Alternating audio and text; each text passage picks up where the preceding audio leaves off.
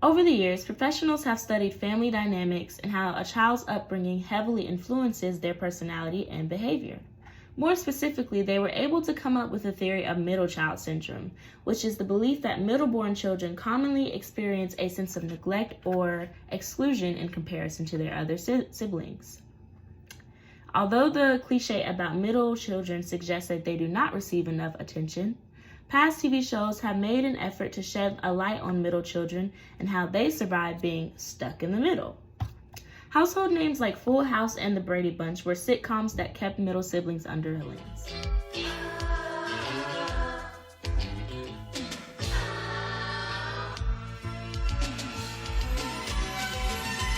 Whatever happened to predictability?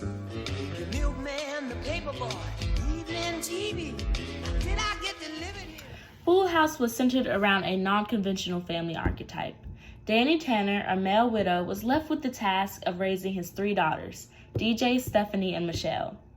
Stephanie Tanner was the middle child, and she was oftentimes overlooked. When there weren't diapers to be changed, there was homework to be assisted with. This left poor Stephanie with feelings of being the odd one out. In Season 2, Episode 10, titled Middle Age Crazy, Danny is seen videotaping Michelle for his morning time show, Wake Up San Francisco, and Jesse and Joey are busy with DJ and her science project, while Stephanie repeatedly begs for them to watch her break her hula hoop record, but all they do is turn her away. Stephanie, I'm very sorry, but this tape is just about Michelle. I'll watch you later.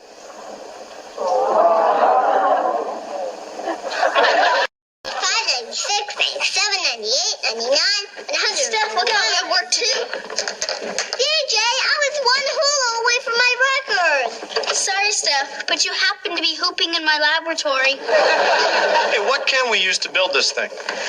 Anything around the house. How about a suitcase full of cotton? Rule number 26. No suitcases full of cotton. Hey, no fair.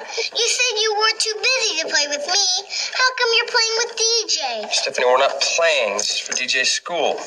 Yeah, this happens to be a 6th grade science project. Well, pin the rose on your nose. You're just too young to understand. I got it. She accepts her defeat and eventually comes up with the conclusion that the only way she'll be acknowledged is if she's absent. So she decides to marry her friend Harry, and a child wedding ceremony is held in the backyard. Stephanie's character suggests that middle children can feel invisible, and that their absence is the only way they can be noticed. I'm nothing. I wish I could move out, but I'm stuck living here until I get married. Tough break. Yeah, unless you marry me. Marry you? I'm not even allowed to cross the street. Married people are allowed. Really? Okay, I'll marry you. Harry, you have to propose. A girl waits her whole life for this moment. Get down on one knee. Okay, Chief. I can see up your nose. Harry, this is supposed to be romantic. Sorry. I can see up your nose, darling. Music.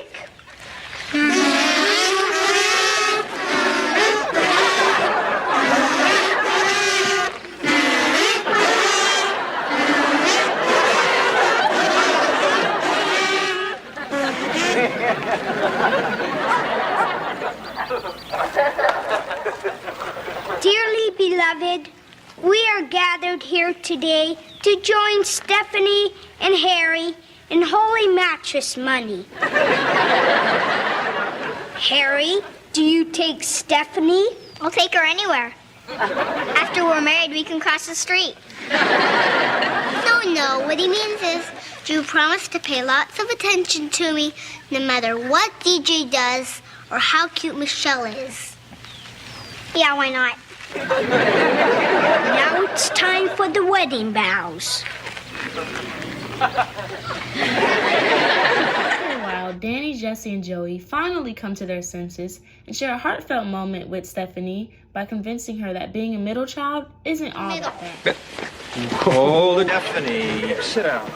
I understand how you're feeling, but there's another way to look at this. There's a lot of special things about being in the middle.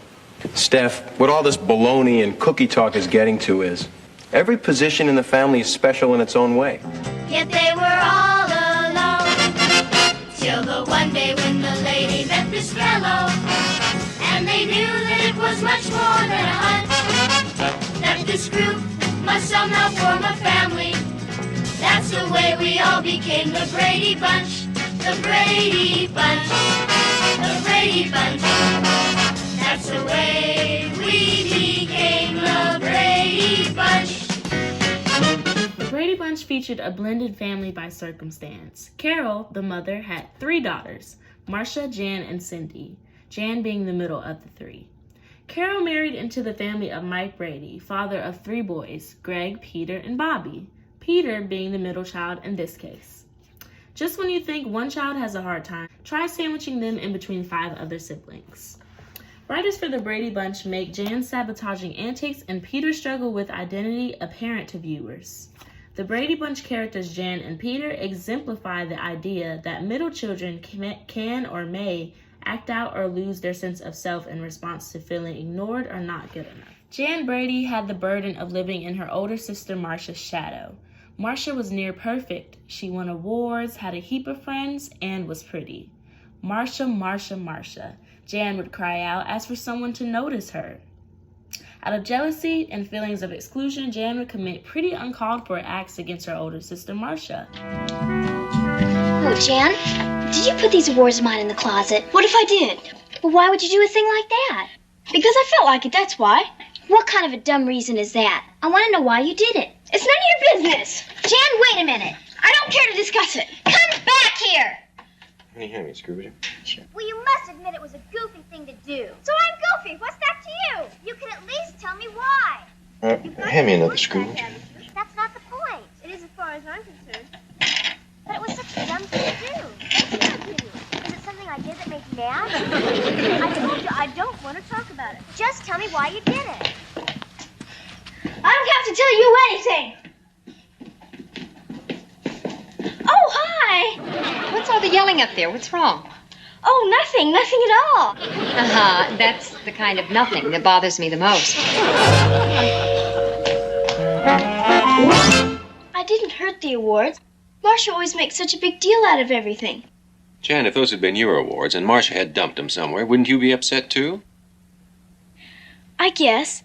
But every time Marcia turns around, they hand her a blue ribbon or something. Oh, now, Jan, you know that isn't so. Marcia's worked very hard for those things. Well, all I hear all day long at school is how great Marcia is at this or how wonderful Marcia did that. Marcia, Marcia, Marcia. Now, sweetheart. All those awards staring me in the face was just too much. I'm tired of being in Marcia's shadow all the time. Now, Jan, you're not in anybody's shadow. Well, Marcia's 3 years older than you. She should have more to show for herself. Maybe, but everything comes so easy for her. Oh, Jan, come on. You have to be realistic about this. Nobody has smooth sailing all the time. Well, that's right. Marcia has her disappointments, too. She doesn't always win. You'll never guess what. I just got a call from the school. I've been made editor of the school newspaper. That's fine, honey. That's great, Marcia. I've got to call Jennifer. She'll just flip. See what I mean? She wants to be editor. Boom, she's editor. Jan, you're really not being fair. You know that Marcia's been working on that for months. Look, honey. Now, if you really feel you're in your sister's shadow, do something about it. Get out and develop your own talent. That's right, Jan. Some of us are good at one thing and some of us are good at another. Why, it's like your father and I always say. Find out what you do best and then do your best with it. Maybe you're right, but what can I do best? Well, In addition to Jan, Peter Brady was also overlooked in the midst of his siblings.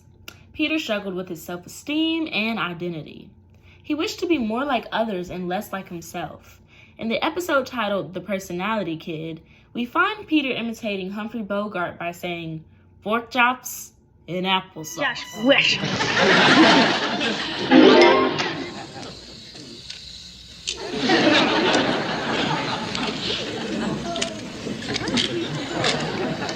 Hey, Mom.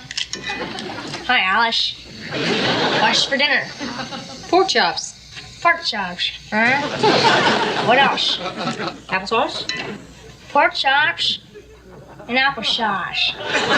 That's swell. Have you got something stuck in your teeth? Why do you say that? Hi, honey. Home.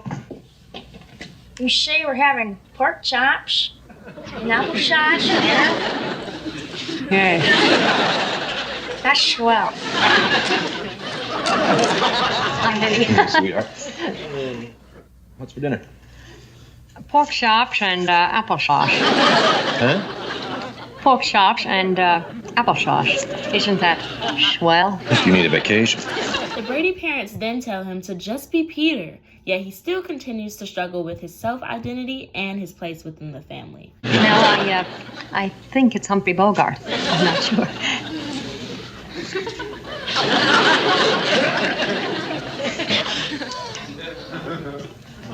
Hi, Dad. Hello, Peter.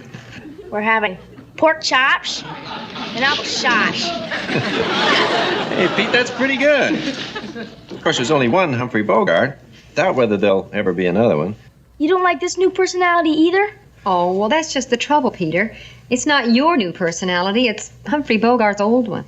All the great personalities belong to somebody else. Why don't you stop trying to imitate other people and just develop your own personality? It's not going to be easy. It was common for those TV shows to depict the middleborn as the black sheep, for their character would be portrayed as rebellious attention seekers due to the lack of attentiveness from their parents. Consequently, this places a negative stigma on the middle child. Despite the negative characterization TV has placed on being a middle child, research has shown that there are a plethora of positive traits that middle child children possess thanks to their birth order in terms of nurturing abilities and social skills. Essentially, the middle child is both an older sibling and a younger sibling, meaning that they receive the luxury of leading by example and having an example. By observing their older siblings, they get to learn what behaviors to avoid. Psychology Today states, the middle child learns to avoid many behavioral mistakes the older child makes with their parents. This means the older sibling traditionally serves as a blueprint for the middle child to model after. Additionally, having a younger sibling as the middle child leaves room for lots of caretaking opportunities and lessons. Marie Wallace, author in Psychology Today, writes, each time the middle child kisses the younger sibling on the head when they fall down or holds their hand as they walk down the street, they are learning to be a caretaker and nurturer. Furthermore, their social skills are enhanced due to their constant group environment. Wallace writes, the middle child naturally learns how to relate to a group, how to share, listen to others, and join in on activities, all of which are great qualities of a sociable individual. This enables them to thrive in future workplaces and relationships. Overall, middle children and their roles have been carefully examined through research and TV. And while on the screen they depict them as attention seekers or rebels, their upbringing allows them to possess redeeming qualities which will in turn be of great use in the real world. Thanks for listening.